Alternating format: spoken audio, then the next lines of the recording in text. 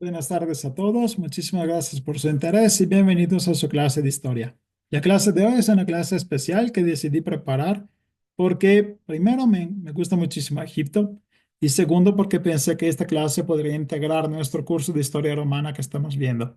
El tema es ver cuáles son las influencias que tuvo la tierra de los faraones sobre Roma imperial, cómo el Egipto logró modificar con su cultura, religión y su sociedad Roma. Y vamos a ver obviamente las consecuencias a nivel arquitectónico, de sociedad y todo lo que la arqueología nos dijo. Empezamos intentando comparar los dos países. Las dos sociedades parecen muy diferentes. Tenemos por un lado el faraón, que es un dios o hijo de Dios, dependiendo del periodo en que lo vamos a checar, porque dependiendo si era el antiguo, mediano, nuevo reino, cambió lo que es la idea del faraón. Pero siempre está conectado con el concepto de lo divino. O es un dios o es el hijo de Dios. Y esto parece una sociedad muy diferente a la sociedad romana, en donde tenemos los políticos romanos que están gobernando, que sí son importantes y también cumplen con algunas funciones religiosas, pero para nada son divinidades. En realidad, hay algo similar, porque al momento en que Roma entra en el periodo imperial, tenemos el emperador que es al mismo tiempo una figura religiosa. El mismo Augusto fue presentado por el historiador Suetonio como algo de superior. Y hay leyendas y presagios que confirman cómo esta persona no es una persona normal, es excepcional. Y hay algunos poderes que muestra. Entonces, el emperador se acerca más a la idea del faraón, porque es un líder que no es solo político, también tiene algo de divino. Y como ya vimos en el curso de historia, cuando un emperador era muy bueno, lo divinizaban, lo transformaban en divinidad. Y se tenían que hacer algunos sacrificios al emperador y era también lo que distinguía una persona que podía ser parte de este imperio o no. Ya vimos en una clase como los cristianos que no realizaban sacrificios al emperador eran vistos obviamente como un problema para el imperio. Otro punto en común entre los dos países son que son dos civilizaciones politeístas, o sea, creen en un grupo de dioses. Y esto es algo que los vuelve más fáciles de entender uno al otro. ¿Por qué? Cuando se habla de politeísmo, la sociedad es bastante abierta en el sentido que muchas veces se trata solo de convertir un dios en un otro. Por ejemplo, hay un dios de la guerra, un dios de la lluvia, un dios del amor, un dios de la fertilidad, que tienen un nombre diferente en las dos culturas, pero se pueden interpretar o incluso traducir. Se dieron casos de dioses que pasando la frontera fueron llamados de otra forma y es el mismo dios.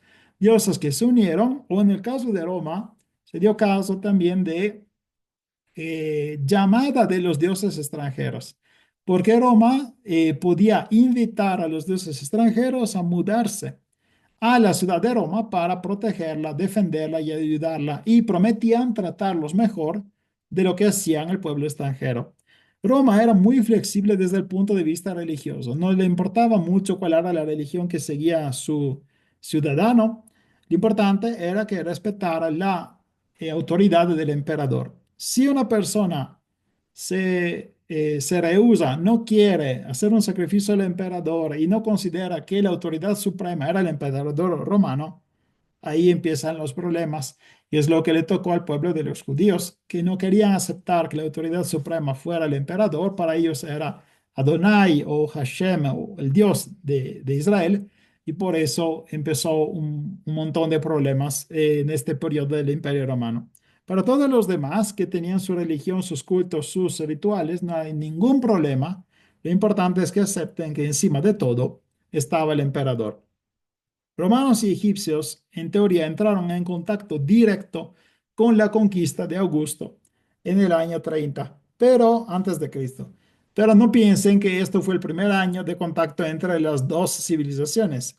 Romanos y egipcios se conocían desde hace siglos.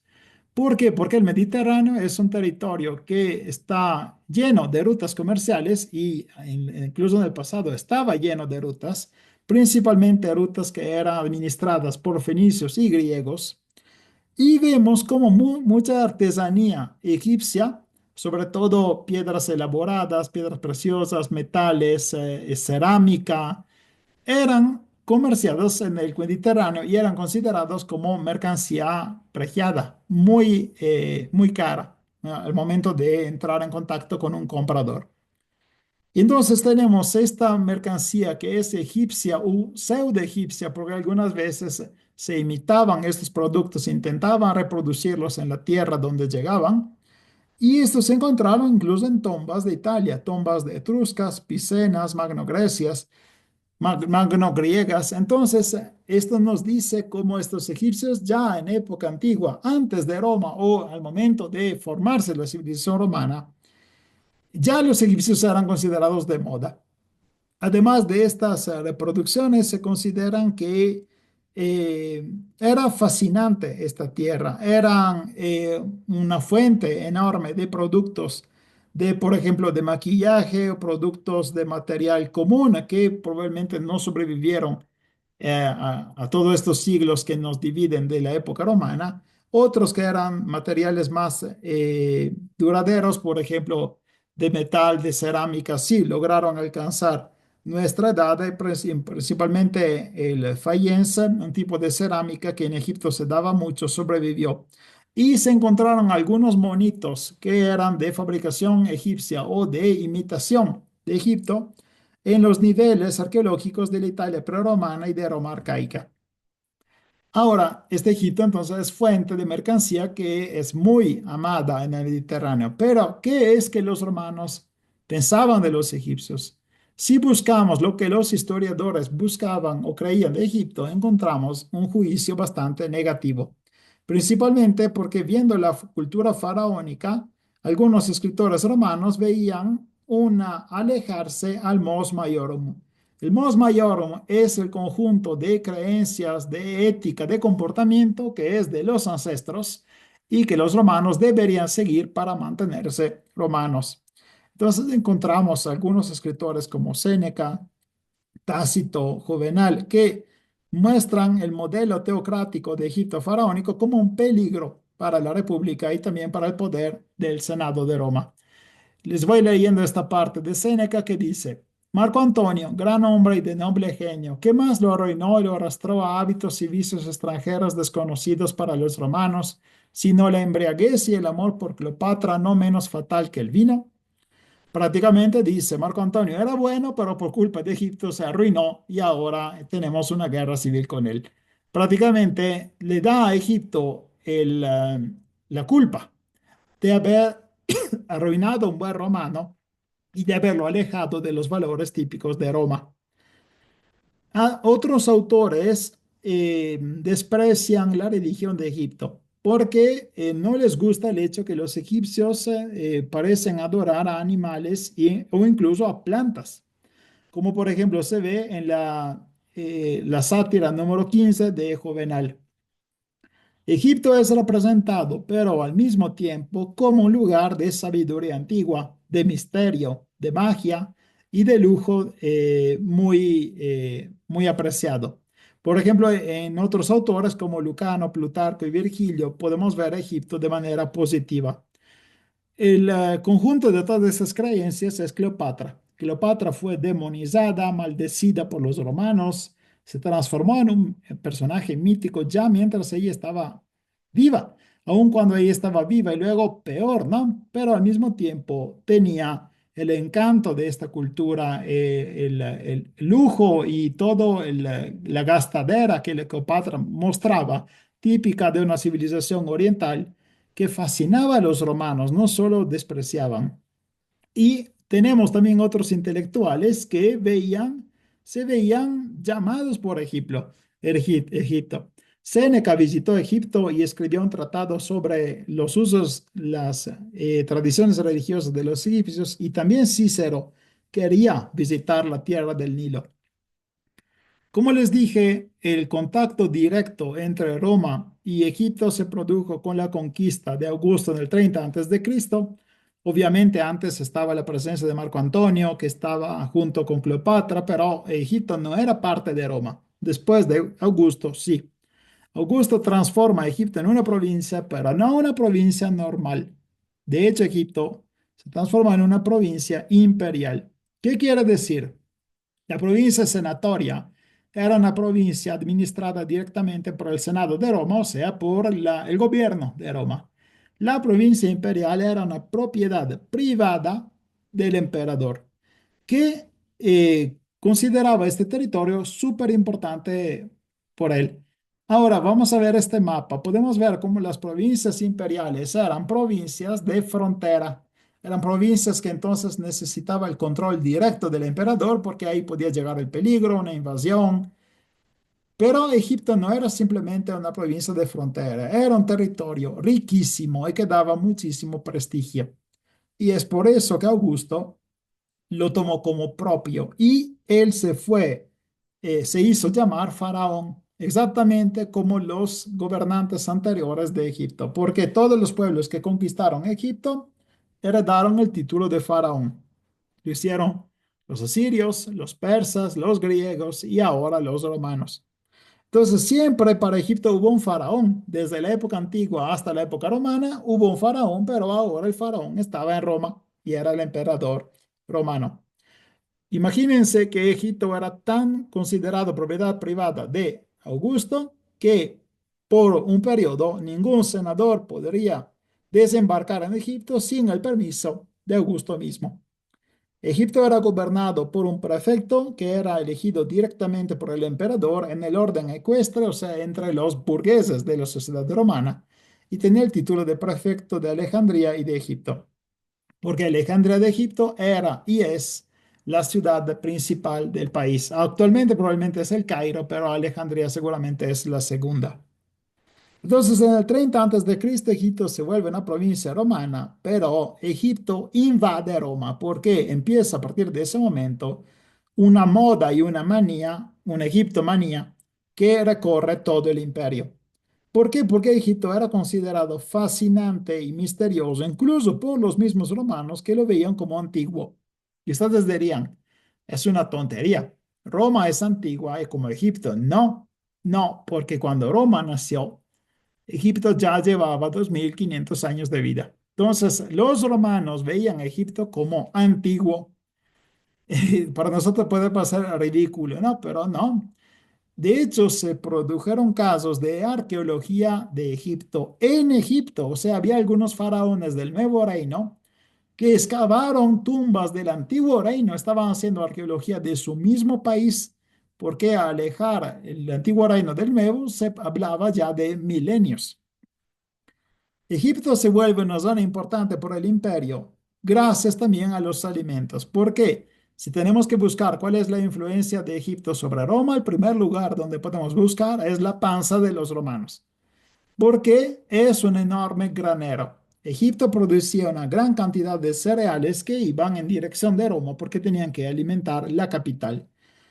Egipto entonces proveía a Roma del trigo y de los cereales para poder alimentar a la población que en esa época ya había alcanzado 1 millón de habitantes. Es muy difícil calcular cuántos cereales salían, pero entre primero y segundo siglo después de Cristo se puede calcular que entre 150.000 y 300.000 toneladas de cereales cada año eran exportadas de Egipto hacia Roma. Y esto se necesitaba para poder alimentar, como les dije, a 1 millón de ciudadanos. Porque según la ley romana, cada ciudadano romano recibía, gracias a la nona, que es la distribución pública de cereales, 33 kilos de cereales al mes, prácticamente casi 1 kilo al día, por un total de 400 kilos al año por persona. ¿Cómo llegaba a estos cereales? Eran recolectados, cosechados obviamente en las orillas del río Nilo, porque era donde la tierra era más fértil, donde se cultivaba, y luego se ponían en barcos que llegaban hasta la costa de Egipto, en Alejandría, de ahí si entraban en el Mediterráneo, llegaban hasta Ostia, que es el puerto de Roma, y de ahí se desembarcaba y eran transportados hasta la capital. Todo esto estaba bajo el control directo del gobierno o también había emprendedores privados que estaban conectados en esta cosecha y distribución del cereal. Egipto era tan importante que cuando Roma perdió el control del norte de África, esto lo veremos en la parte final de nuestro curso de historia romana, será el inicio del fin, porque sin este granero que era la provincia de África, o sea, el actual Túnez y Egipto, Roma no podía sobrevivir, no podía comer bien.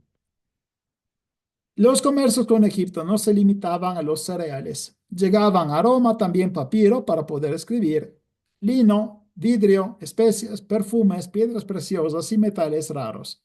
Muchas de estas mercancías llegaban de Egipto, pero otras habían llegado a los puertos del Mar Rojo, entonces eran de origen oriental, y Egipto era el territorio que tenía que cruzar para poder alcanzar finalmente el Mediterráneo.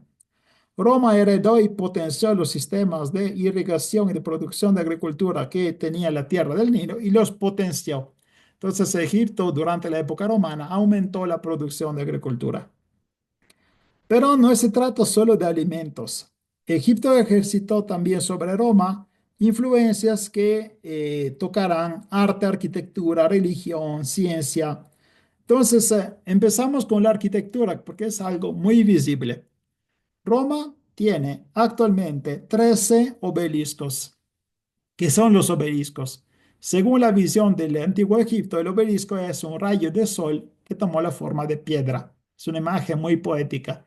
En realidad es una forma arquitectónica maravillosa y que puede mantenerse eterna, obviamente, si no hay temblores.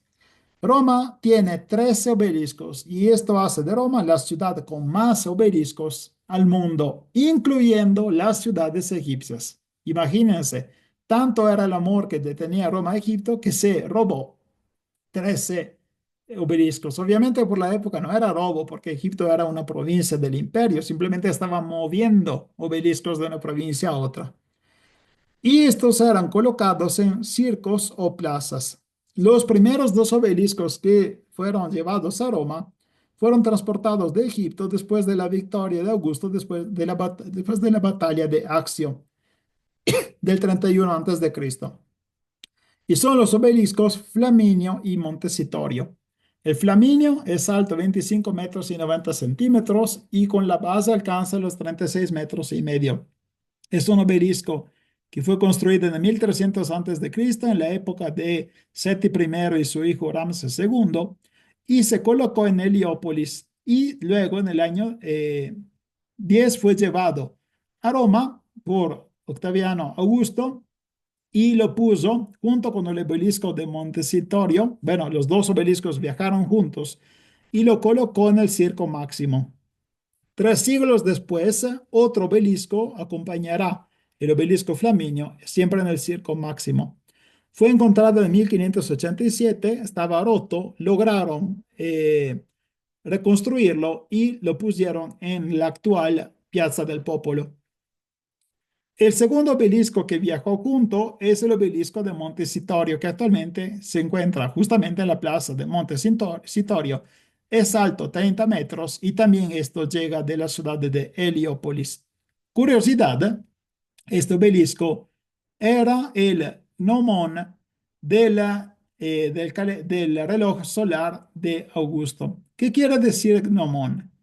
Es el palo que se pone para poder crear un reloj solar. Augusto había creado este reloj solar en el centro de Roma, que tenía obviamente que tener una utilización civil, pero también religiosa. Y este actualmente ya no existe, pero el gnomón es el mismo obelisco y fue salvado y actualmente sigue en la ciudad de Roma y se puede visitar y se puede ver. Otro obelisco se encontraba en el circo de Nerón o el circo de Calígula, porque es un circo que fue iniciado por el emperador Calígula y fue completado por el emperador Nerón. Y ahí podemos ver este obelisco que se encontraba en el centro y que mostraba justamente la parte central del circo, alrededor del cual tenían que dar la vuelta los caballos y los carros. Cuando este circo dejó de ser utilizado, empezó a ser abandonado, esta área se transformó en una necrópolis donde justamente había tumbas de romanos, en particular era una necrópolis cristiana y actualmente esa parte se llama Vaticano. Entonces, cerca del circo de Nerón está el actual Vaticano. Este obelisco se movió un poquito porque estaba en el circo y decidieron moverlo para ponerlo al centro de la actual Plaza de San Pedro. Para poderlo mover, se realizó una increíble obra de técnica de 1586 que vio la dirección del arquitecto Domenico Fontana y se prepararon en 13 meses de trabajo y luego fueron necesarios 900 hombres, 75 caballos y 40 máquinas para poder levantarlo. Lograron levantarlo en un solo día y por suerte hasta el día de hoy se encuentra en el centro de la Plaza de San Pedro en el Vaticano. Otros dos obeliscos estaban colocados en el circo máximo en la antigüedad. Como ya les dije, uno fue posicionado por Augusto, el segundo fue posicionado por Constantino II. El obelisco de Augusto era llamado obelisco Flaminio y el otro obelisco fue realizado por Tutmosis III en el 1400 a.C. y fue transportado a Roma por Constantino II.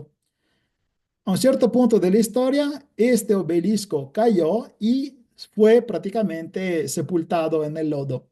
Lograron excavarlo y levantarlo otra vez en 1587 y actualmente se llama el obelisco de Letrán. Se encuentra enfrente de la Basílica de San Juan de Letrán y es uno de esos tres obeliscos de Roma antigua, pero es el obelisco monolítico más alto del mundo, con 32 metros y 18 centímetros. No se trata solo de obeliscos, también había decoraciones que eran del estilo egipcio, como esfinges, columnas en forma de papiros o de flor de loto, que fueron encontrados en las vilas romanas y en los templos. Arquitectos y artistas romanos también se inspiraron en las proporciones monumentales de Egipto para crear edificios públicos increíbles. Entre ellos hay una bellísima demostración de esta moda romana, que es el mosaico del Nilo. En Praeneste, que actualmente se llama Palestrina, existía un famoso santuario llamado de Fortuna Primigenia, que desde el segundo siglo antes de Cristo tuvo formas espléndidas y enormes a imitación de los grandes santuarios asiáticos como el de Pérgamo o de Rodas. En la ciudad, en el foro, al lado del templo de Júpiter Stator, que era el principal de la ciudad, existía el templo de Isis Tique, o sea, Isis Fortuna. Adentro de un ninfeo fuente, el pavimento, el piso, era formado por un mosaico polícromo que representaba el Egipto y todo el camino que hacía el Nilo desde su punto de origen, que era desconocido en África, hasta la costa de Alejandría y el mar Mediterráneo. Lo pueden ver este mosaico bellísimo que actualmente sobrevivió y que se conserva en el Museo Arqueológico Nacional de Palestrina. Y es del segundo o primer siglo antes de Cristo. Entonces es anterior a la conquista de Augusto. Muchos ricos romanos también vivieron esta influencia del estilo egipcio, sobre todo los emperadores, que llevarán a Roma muchos obeliscos y también construirán al estilo egipcio. El edificio más importante que tiene estilo egipcio es la Villa Imperial del Emperador Adriano o Villa Adriana que está, obviamente se puede visitar como ruina, pero muchas de las cosas que fueron recuperadas excavando en esta área se encuentran en el antiquarium de la villa y también en los museos vaticanos. En particular, una parte de la villa llamada Canopo es muy similar a Egipto.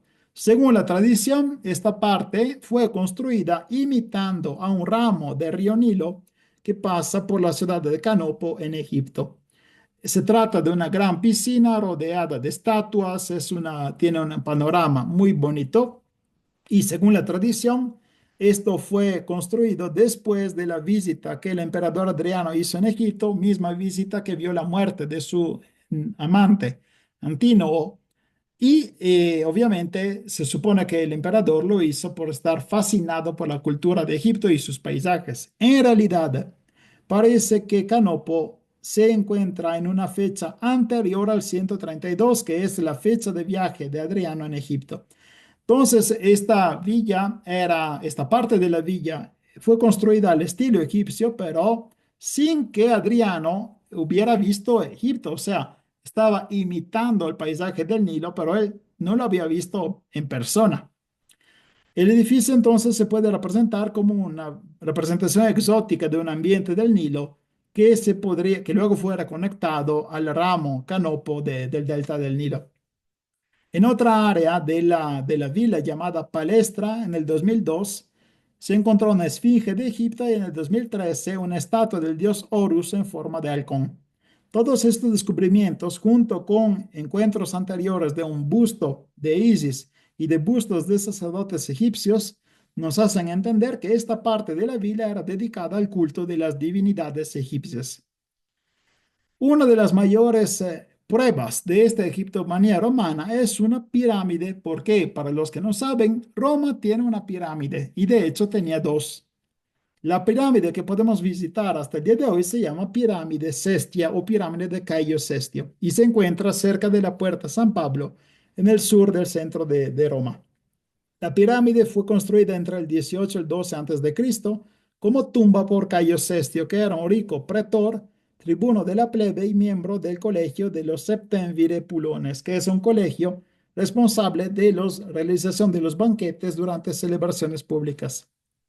Se decía que Cestio estaba fascinado por el antiguo Egipto y esto no era algo raro. Varios nobles de Roma estaban fascinados. Esta pirámide, como curiosidad, se construyó en solo 330 días o incluso menos, porque por una escrita que se encontró en la misma pirámide, se sabe que la herencia de este romano iba a pasar de propiedad solo si lograban construir esta pirámide en esa cantidad de días correctos. Entonces los herederos se apuraron, lograron construir a tiempo y la herencia pasó de propiedad. Otra pirámide existía en Roma que era llamada pirámide de Rómulo o Meta Romuli. La Meta Romuli se encontraba cerca de donde actualmente es el Castel Sant'Angelo en Roma. ¿Por qué se llama así? Porque según la creencia popular, la pirámide de Rómulo le hacía de pareja a la pirámide de Remo, que era la pirámide Cestia. Entonces la tradición romana decía que estas dos pirámides representaban las tumbas de los dos fundadores de Roma y eran objeto de varias leyendas. En realidad no es así. Ahí no estaban las tumbas de Rómulo y Remo, pero los romanos habían traducido estas estructuras como las tumbas de los fundadores. Y según la tradición se creía que el lugar del martirio de San Pedro estuviera justo en el medio entre las dos pirámides. Y fue así como cada vez que un artista representaba el martirio de San Pedro, salía esta pirámide, como pueden ver en esta crucifixión de San Pedro por Jacopo de Cione, en donde pueden ver atrás a la derecha esta pirámide de Rómulo. Ahora, ¿dónde está la pirámide? No la pueden ver porque fue destruida y reciclada, reutilizada por los papas. Eso fue una decisión del Papa Alejandro VI Borja de 1499, que decidió tomar la pirámide, deshacerla y reciclarla para construir, obviamente, otros monumentos. Entonces, la pirámide fue digerida por Roma y actualmente seguramente es parte de varias iglesias de la capital. En cambio, la pirámide de Cestio sobrevivió porque se volvió parte de los muros construidos por Aureliano entre el 271 y 275 después de Cristo. Entonces, no valía la pena destruirla porque era parte del sistema de defensa de la capital. También Roma heredó mucha de la ciencia de Egipto. Cuando se habla de Egipto, hay que pensar que tenía una gran herencia de estudios que habían durado miles de años de astronomía, matemáticas, medicina, que pero alcanzaron el mundo romano gracias a la mediación griega. Cuando vamos a ver los científicos típicos de esta época que llegaron de Egipto, son todos nombres griegos. ¿Por qué? Porque son los griegos que en esa época dominaban en Egipto que lograron heredar el conocimiento y los textos de Egipto y gracias a las traducciones lograron crear un lugar llamado biblioteca, la Biblioteca de Alejandría de Egipto, y al lado estaba el museo. El museo se podría interpretar como si fuera una universidad. En realidad, no se podría usar esta palabra en esta época, pero es un centro de estudios.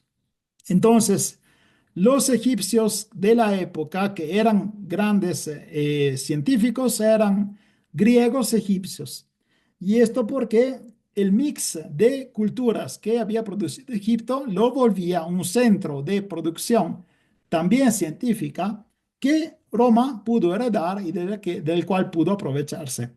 Como vimos en una clase anterior, durante la época de Julio César, una parte de la biblioteca se quemó, pero esto no significó la muerte del Centro de Estudios de Alejandría de Egipto. Una parte curiosa que uno no podría pensar es que el calendario juliano, el calendario que fue introducido por Julio César y que creó este calendario que preveía un año de 365 días, más un día cada 4 años para poder otra vez coincidir entre el calendario solar y el calendario civil que se utiliza. Sí fue hecho por iniciativa de Julio César, pero lo hizo porque escuchó lo que había calculado el científico alexandrino Sosígenes. Sosígenes había sido conocido por Julio César en Egipto y había seguido a Cleopatra cuando esta reina de Egipto viajó con Julio César hasta Roma. Entonces, el calendario juliano es en realidad una propuesta de un científico de Egipto y se quedó funcionando hasta el siglo XVI cuando fue sustituido por el calendario gregoriano propuesto por Gregorio III. Pero es el calendario que gran parte del mundo utilizó hasta la época del siglo XVI y actualmente casi todo el mundo heredó el calendario gregoriano. Otro científico de la época es Claudio Ptolomeo, pero como les dije, por el nombre se ve que es griego, ¿no? Claudio Ptolomeo. Y es un matemático, astrónomo, geógrafo y astrólogo de origen griego que vivió y trabajó en Alejandría de Egipto. Sus obras, llamadas Almagesto y Geografía, tuvieron una influencia enorme sobre el pensamiento científico por muchos siglos. Es importante subrayar cómo la cultura científica durante el Imperio Romano en Egipto era un mix de tradiciones griegas y egipcias. Y es por eso que los griegos son los que transmitieron la cultura egipcia, pero no hay que pensar que fueron solo griegos, eran griegos egipcios que habían heredado el conocimiento antiguo. Y sobre todo en medicina, agronomía, que eran ciencias típicas de la tierra del Nilo. Otras herencias se ven mucho más banales, diríamos. Por ejemplo, el maquillaje y el cuidado del cuerpo. Los egipcios utilizaban perfumes y ungüentos, eyeliner y otros maquillajes, y también en Roma las señoras y los señores empezaron a utilizarlos. Si pero tenemos que buscar cuál es la herencia más importante que Roma tuvo de Egipto, es seguramente la diosa Isis. Isis es la diosa, esposa y hermana de Osiris, que representa con ella el ciclo de muerte y de resurrección y la esperanza de un más allá. Pero en Roma, Isis tuvo una vida casi independiente y tuvo muchísimo éxito en todas sus provincias. No existen datos precisos sobre el número total de templos dedicados a Isis, pero se sabe que fueron algunos cientos y entre los principales hay que nombrar dos templos en Roma, un templo en Ostia, que es el puerto de Roma, un templo en Pompeya, donde se encontró durante las excavaciones arqueológicas de la ciudad, uno en Ptolemaide, uno en Alejandría de Egipto, uno en Cartago, en Londres, en Cagliari, en Sardinia y otras ciudades de provincia que seguramente demuestran cómo este culto estaba en todas las áreas del Imperio Romano. Actualmente se piensa que muchas iglesias dedicadas a la Virgen sean iglesias potencialmente que muestran un núcleo de culto de Isis, porque la diosa fue transformada en la Virgen cuando la Europa se transformó en cristiana. Entonces es posible que la adoración de una mujer, antes la Isis y luego la Virgen, mostró cómo este punto sigue siendo importante por la población. En Roma, como ya les dije, había dos templos, uno dedicado a Isis en el Campo Marzio y el otro en el área del Ponte de Sixto, en el área del río Tíber. Ahora, este culto obviamente tuvo varias fases de difusión. En la primera, en el primer siglo después de Cristo, el culto de Isis se difundió después de la integración de Egipto en el Imperio Romano. Inicialmente fueron las élites romanas y los soldados los que difundieron este culto, pero pronto llegó hasta las clases populares. En el segundo siglo, el culto alcanzó su máxima popularidad, especialmente en las provincias orientales, pero también en Roma y algunas ciudades del occidente.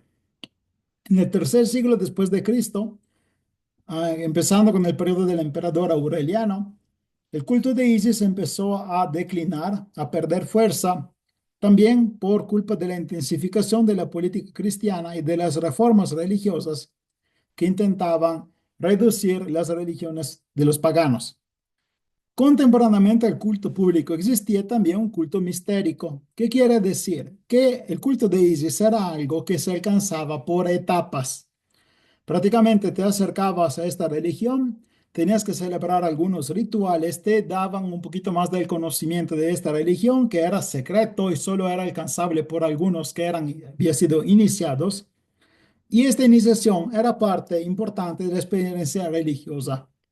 Esto obviamente aumentó el encanto y la atracción que esta religión daba, especialmente por las mujeres romanas que encontraban en Isis una divinidad protectora y materna. Como ejemplo de la presencia de Isis en la sociedad romana, podemos ver el hipogeo de la Ghirlande de Grottaferrata, que es una tumba romana de dos cuerpos. Está Ebusia cuarta y su hijo Carvillo Gemello, que fueron embalsamados como momias egipcias. Prácticamente el cuerpo fue tratado para ser eterno, exactamente como en la religión egipcia. En esta tumba, la pieza más importante y más famosa es seguramente un anillo, el anillo de Carvillo Gemello. Lo pueden tranquilamente buscar en Google, es hermoso, pero algo que no se sabe bien o que no es muy conocido es que todo lo que fue el tratamiento que sufrieron los cuerpos da una referencia de Egipto. Por ejemplo, en el pelo de Busia se encuentra una gran cantidad de caseína, que es una proteína de la leche, que se encuentra porque era utilizado como fijante natural en ocasión de la preparación del pelo en los contextos de los rituales sagrados de la diosa Isis, porque la leche es un elemento de la vida. Y en los dos sarcófagos se encontró una nuez de dátil en el sarcófago de Busia y una semilla de coco en el de Carvillo, y son conexiones con el norte de África y en particular con Egipto. Isis, conocida como la diosa de los 10.000 nombres, tenía un templo dedicado en Roma, como ya les dije, se llamaba Iseum Campense, que se encuentra donde hoy se encuentra el Panteón, cerca de ahí. Era adorada de manera cotidiana con la luz de un fuego sagrado y con el canto de himnos sagrados. El templo de Isis, pero, era una parte de un más grande complejo templar dedicado a la divinidad egipcia Serapis. ¿Quién es Serapis? Serapis es un dios creado por los Ptolomeos, porque fue creado por Ptolomeo I, y es una divinidad griega egipcia por la unión del dios Osiris, que es el dios del más allá, el dios muerto y resucitado, y el dios Apis, que es el toro y representa la fertilidad del Nilo. De la unión de Osiris y Apis salió Serapis, también de la unión de los dos nombres, que este dios que pero tomó el semblante de este hombre con barba que se parece mucho a Zeus, que tiene un vaso encima de la cabeza y tiene algunas características del dios griego Zeus, Hades, Dioniso y Esclepio. Es un mix. Su culto se difundió primero en Egipto, en el mundo helenístico y luego en el mundo romano, muy a menudo asociado con Isis. De hecho, según la tradición del templo de Isis en Roma, son una pareja. Isis y Serapis están casados. Templos dedicados a Serapide, llamados serapeos, fueron construidos en muchas ciudades del imperio. Según una nota que se encontró en el calendario del 354 después de Cristo, encontramos que no, el día más importante del año por el culto de Isis es el 5 de marzo. En ese caso se organizaba una fiesta llamada Navigium Isidis, que se realizaba en ocasión de reabrir el tráfico marítimo después de que el mar había sido inaccesible durante 4 meses y medio. ¿Por qué? Porque durante el invierno hay muchísimas tormentas, los vientos son violentos y no hay posibilidad de comerciar en el Mediterráneo. Obviamente en la época actual sí, pero en la época antigua y medieval no era muy fácil y era muy peligroso. Cuando comenzaba otra vez el periodo de comercio, celebraban esta fiesta y una gran procesión llegaba hasta la orilla del río de Roma y de ahí salía un barco dedicado a la diosa. El templo de Isis fue cerrado en el febrero del 391 después de Cristo por el emperador Teodosio I, cuando el cristianismo se volvió la única religión legal del imperio. Pero algunos testimonios sugieren que el culto de Isis siguió siendo practicado por algunos años después. Primero, porque probablemente la gente tenía miedo que interrumpir los cultos a la diosa habría provocado algo grave. Pero por el otro lado, también tenemos la idea que la gente realmente quería seguir adorándola a pesar de que ya era ilegal. El templo de Isis ya no está, pero su colocación actual es conocida porque se encuentra en la frontera del lugar donde hoy se encuentra la Basílica de Santa María sobre Minerva. La iglesia fue construida sobre las ruinas de un templo anterior antiguo llamado sobre Minerva justamente porque el templo era dedicado a Minerva. Era normal por Isis ser asociada a otras diosas. Algunos consideran que esta iglesia, que era asociada a Minerva, en realidad tenía que ser sobre Isis. Y como ya les dije, es normal que muchas iglesias dedicadas a María podrían sugerir la presencia de un templo pagano anterior dedicado a una diosa, como en este caso Isis. No era solo Minerva con la que Isis era asociada. Aquí podemos ver una estatua de Perséfone, que era otra diosa que normalmente se fusionaba con Isis. Entonces, cuando encuentran una iglesia muy antigua de la Virgen María en Europa, pueden pensar que ahí tal vez existía un templo pagano de una divinidad femenina. Hay algunos indicios de la presencia de este sitio egipcio en Roma, que son los obeliscos, porque, como ya les dije, Roma tiene actualmente 3 obeliscos, pero en época antigua eran más. Y entre los obeliscos que seguramente estaban, es un obelisco que es el más pequeño de Roma, es este llamado obelisco de Minerva, que solo es alto 5,5 metros, llega de Heliópolis y se reconoce muy bien porque está encima de un elefante de mármol, según un proyecto de Bernini que fue realizado por Ercole Ferrara en el 1667. Entonces, este pequeño obelisco era probablemente un obelisco que se encontraba a la entrada del templo de Isis y que actualmente sigue visible, pero ya no está el templo de Isis.